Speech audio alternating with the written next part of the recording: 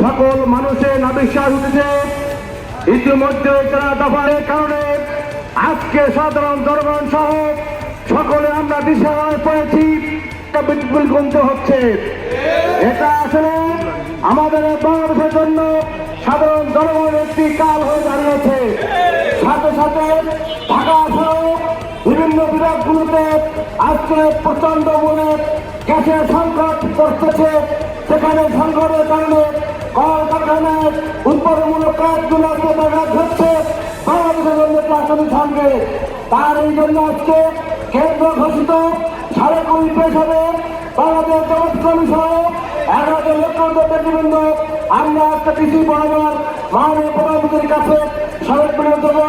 আমাদের মূল বিষয় হল নিত্য প্রয়োজন দ্রব্য বৃদ্ধি প্রতিবাদে আজকে আমাদের সভাপতি। আমরা এখন একটি প্রতিনিধি যাবো প্রশ্নের বরাবর আপনার কাছে থাকবেন। আর আপনাদের সকল ধন্যবাদ জানাচ্ছি। আসসালামু আলাইকুম।